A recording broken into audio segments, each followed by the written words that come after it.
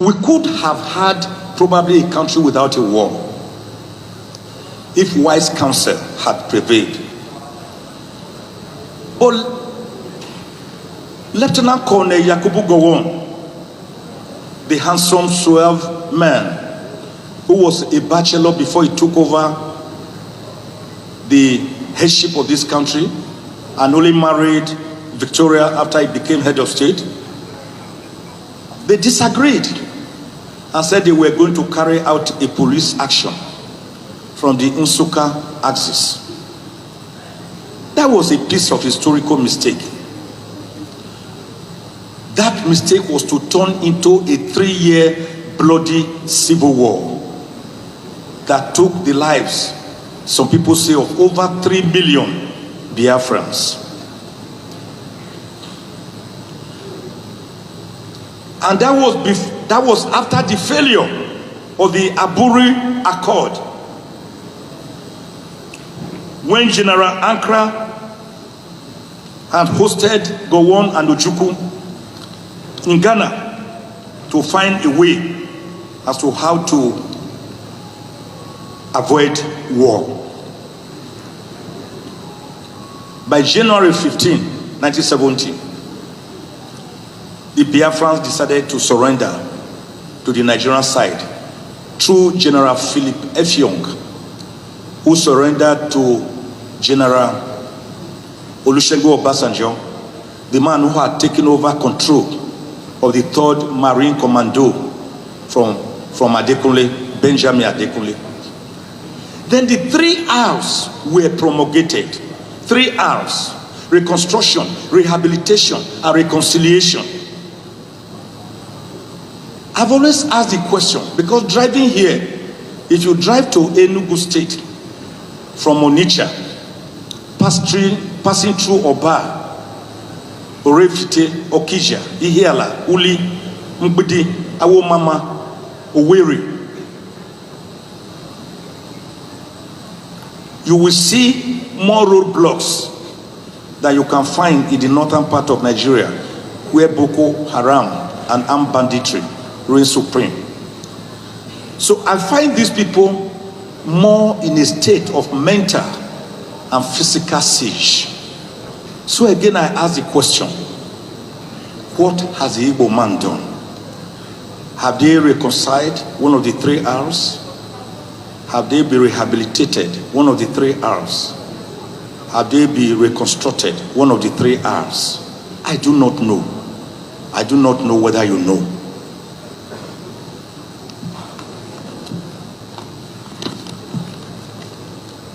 I have decided to say that whenever we talk about the indivisibility of Nigeria, we must be careful not to overstretch it and overstretch it. The former USSR once thought so. Today, they have broken up into 15 independent states. Some of them are Ukraine, currently at war with Russia, Russia itself, Latvia, Estonia, Lithuania, the one we call the 3 Baltic states, Estonia, Armenia, Kingston, Moldova, Turkmenistan, Azerbaijan, and Georgia. They broke up. Yugoslavia was once one. It broke up into 6 states. India, Pakistan, and Bangladesh used to be one country. Today they are separate. Ask Sudan, which some few years ago broke into Southern Sudan and Sudan. At this moment, as we are talking, we are battling to bring back our people trapped in that Sudan, in a fratricidal war between the same people of the same country. And our own man, the owner of Air Peace, has decided to use his aircraft, and is doing that precisely, Onyema, to airlift Nigerians trapped in that country. Allen Onyema, God bless you. I didn't hear people say, we will not go with air peace. The owner is an Igbo man. Chimanda Ngozi Adichie, Dr. Ngozi Okonjo-Iweala, the first female and black Director General of the World Trade Organization, WTO, and former Managing Director, World Bank Operations. They are doing Nigerians proud and Nigeria proud. I haven't heard anybody say, we don't want to take the glory because they are Igbos. JJ Okocha, Dan Amokachi, Kanu Nwankwo, Michael Obi Uche Okechukwu Vincent Enyema, Christian Chukwu Emmanuel Okala, Onyekachi Abam, Francis Uzoho and Harry Mosu, and many others. They burnt the local and international fields, doing Nigeria and Nigerians proud. I didn't hear anybody say, we didn't want the glory because they are Igbos. Chioma Ajua, in 1996, took the Olympic gold medal at the Atlanta Olympics. Emmanuel Ifeajuna, the man who was also involved in the 1966 military purge, was the first black African to win a gold medal in an international competition, the 1954 Vancouver Olympics. Michael Okpala, alias Power Mike. Richard Ihetu, alias Dick Tiger, former world boxing weight champion.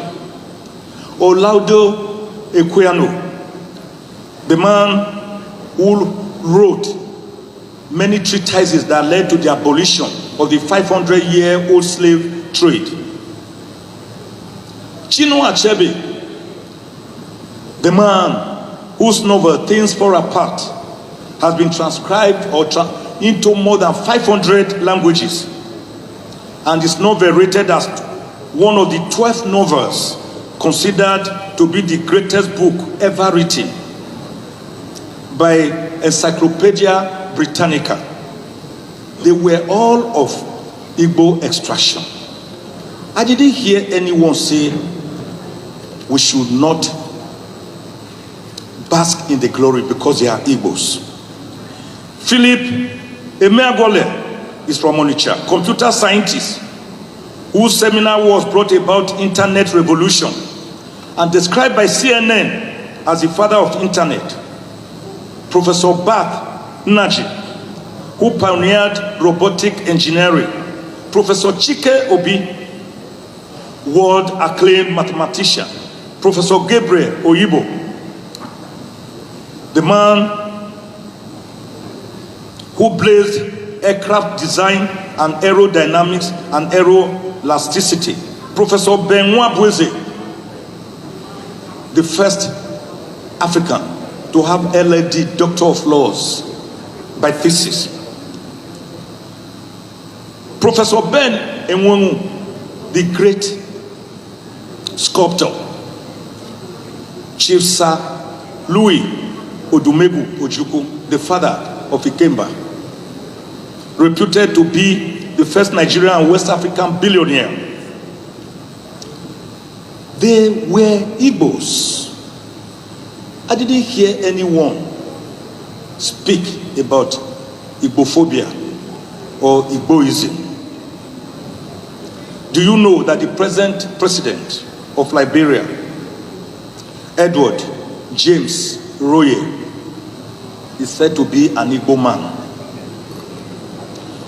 Do you know that the present president of Gabon, Ali Bongo Ondiba, is said to be of Igbo descent and that he was taken away during the Civil War? So, why then the typification and profiling of the Igbos? I was at the Supreme Court yesterday to defend an Igbo son.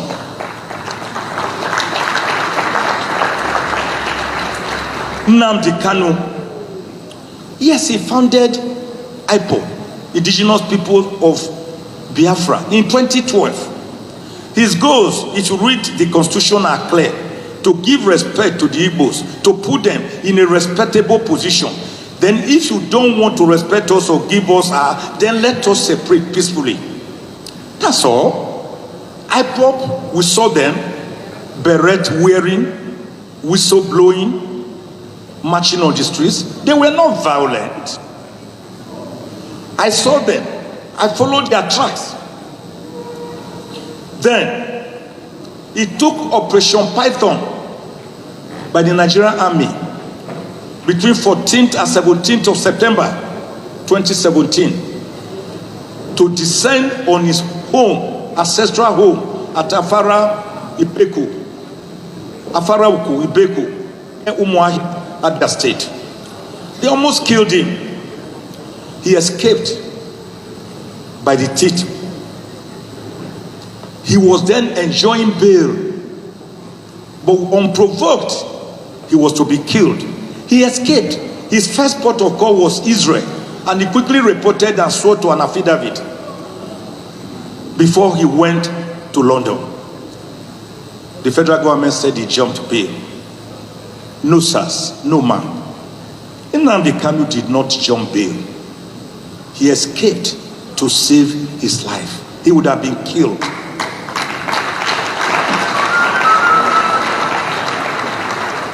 So the self-determination bid by IPOB, for your information, for those who had always harbored the thought that it is an illegality or an unconstitutionality, it is not true. Self-determination is recognized by Article 20 of the Universal Declaration of Human Rights, 1948.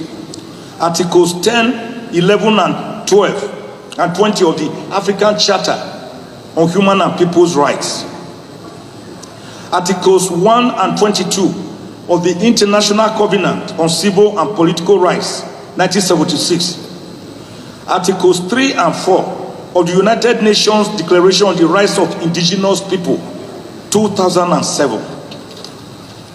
So Nnamdi Kanu was brought back. He was abducted in Kenya, blindfolded, tortured, and forcibly brought back on the 27th of June, 2021, after he was kidnapped on the 19th of June. They charged him to court. I went to court. He was charged with 15 counts.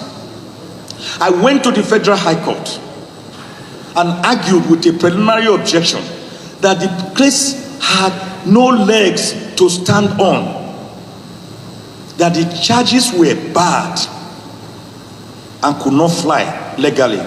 The Federal High Court agreed with me and struck out 8 of the 15 counts, remaining 7. I was dissatisfied. I took the battle to the Court of Appeal, Abuja Division, and the Court of Appeal agreed with me and dismissed the remaining 7 counts.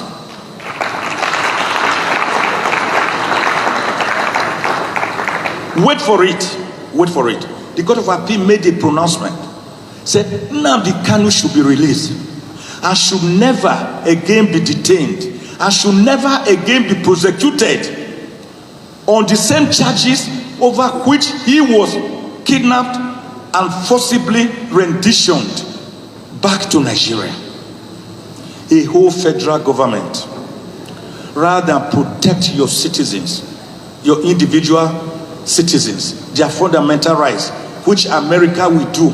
America will go to any country to go and take one of their citizens. A whole federal government filed a motion on notice to stay execution, which was granted by the same Court of Appeal. The federal government was staying execution of the liberty of its own citizen. So we were at the Supreme Court yesterday to say, this is wrong. Set this man free. Nnamdi Kanu is sick. He's not well. In the DSS gulag, they're increasing his potassium level. He has ear pain. And the DSS doctor has diagnosed that he needs an operation.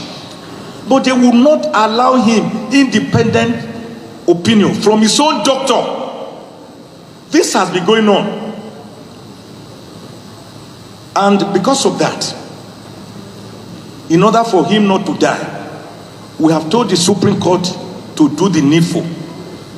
The case has been adjourned to the 11th of May. But here is calling on President Buhari, please sir, on my bended knees, you can order the release of Nnamdi Kanu today. You can do it through the Attorney General of the Federation, who has the powers to enter a nolle prosequi, discontinuance of the cases. After all, there's even no case now. It's just being held illegally. Let him go. Let my people go. You don't have to wait for the Supreme Court decision. You don't have to wait to go on May 29. Let Nnamdi Kanu go. So what do we do to bring about this handshake so as not to take too much of your time? Because there are other activities. We should get it right. First, leadership. Like the Asian tigers. Because Professor Chino Achebe told us in his epic, The Trouble with Nigeria. He said the trouble with Nigeria is simply and squarely a failure of leadership. The Nigerian problem is the unwillingness or inability of its leaders to rise to the responsibility, to the challenge of personal example, which are the hallmark of true leadership.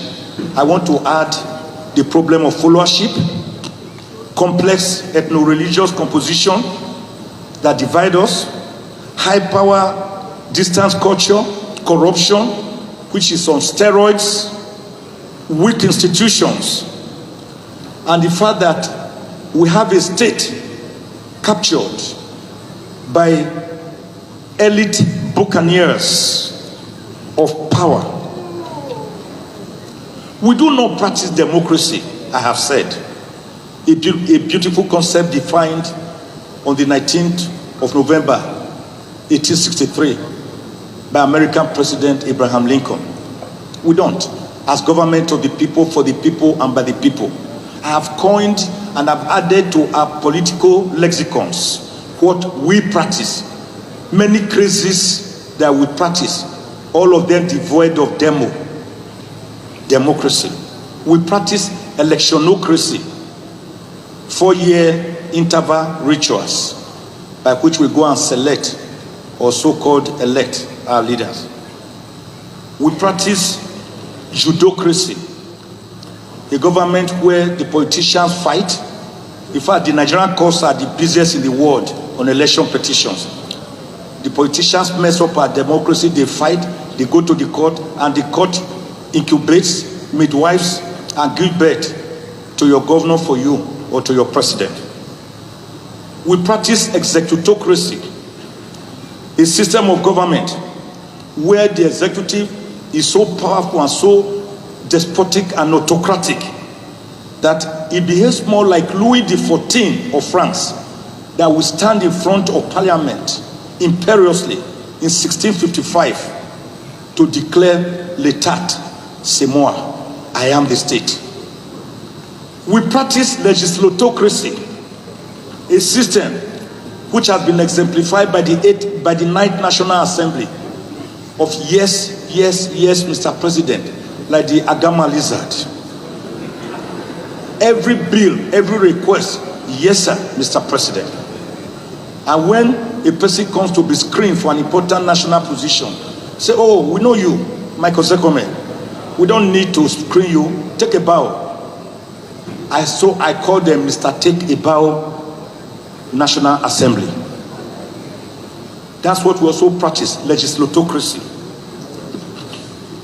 So I put here some of the things we should do to have this handshake, not just across the Niger, but also across the Benue, imitating the Asian tigers, investment in skills, advancement in technology, engagement of specialized agencies, establishment of pilot projects, involvement of international agencies, adaptation of foreign imported technology, massive investment in infrastructure, manufacturing, proper and prudent management of our natural resources, disciplined, relatively cheap, educated and skilled workforce, targeting high literacy level, formulating and implementing deliberate government policies, strengthening the developments of agriculture, encouraging industrial development, human capital development, developing small and medium-scale enterprises, maintenance of political, social, as well as macroeconomic stability, creating a sound financial system,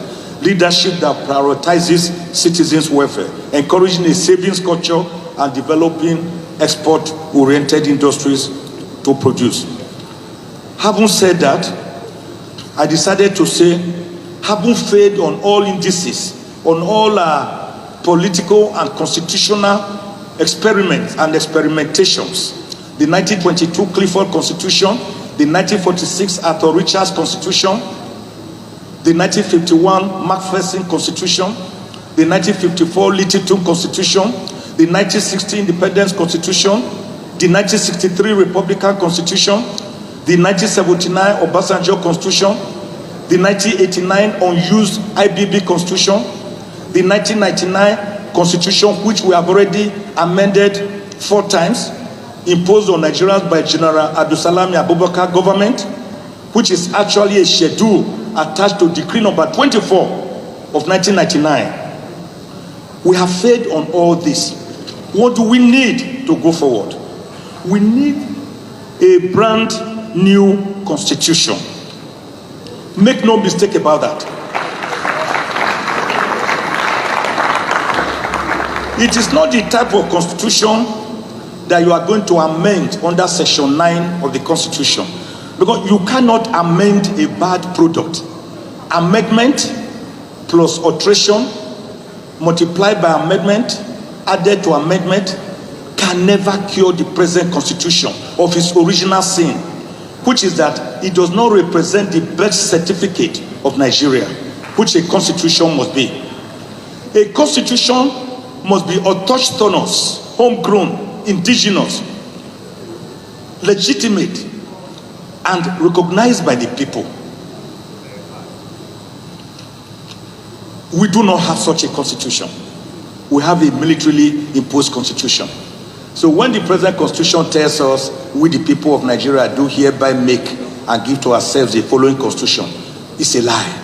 The constitution tells a lie by itself and in itself.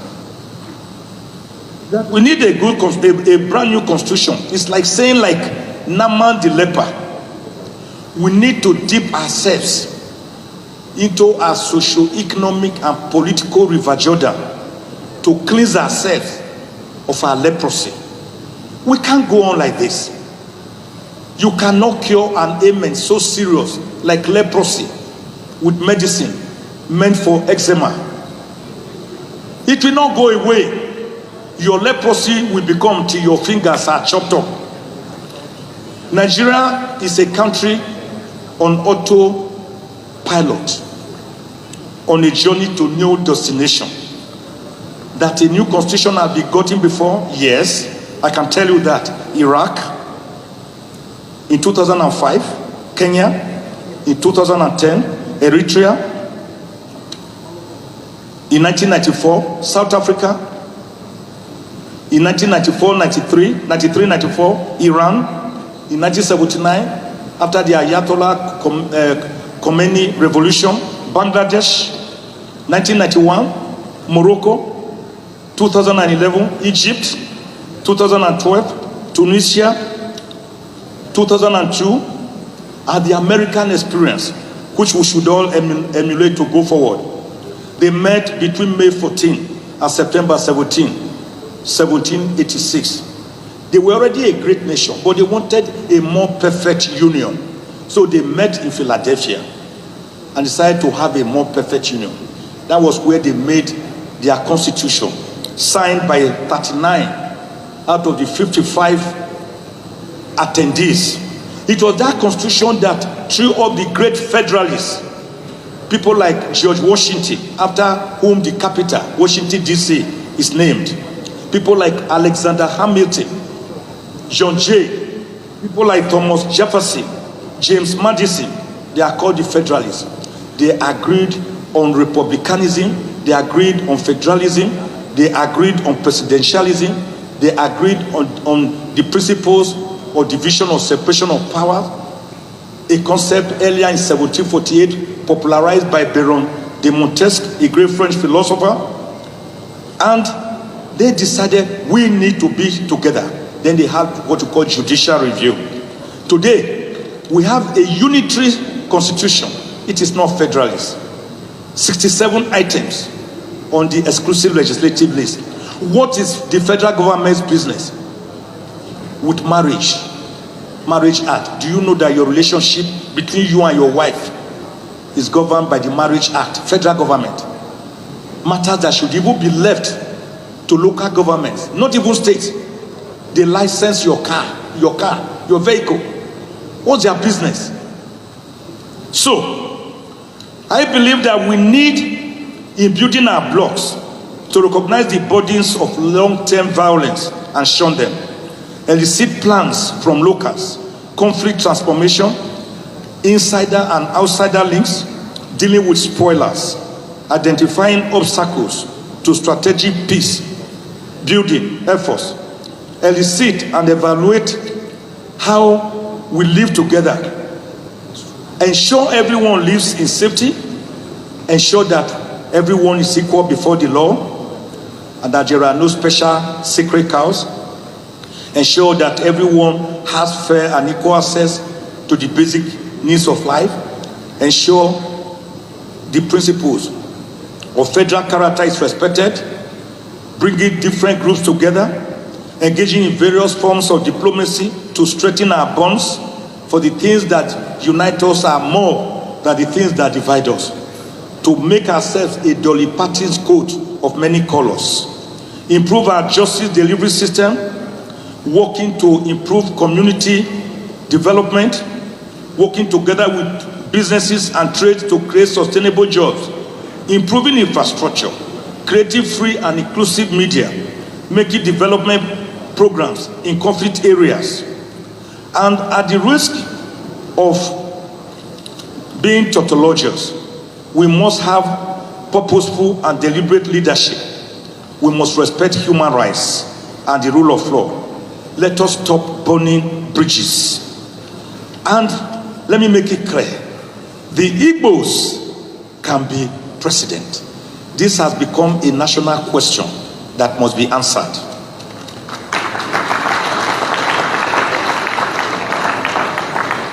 He will not be an Igbo president. No, I'm saying a person of Igbo extraction can and should also be president of Nigeria.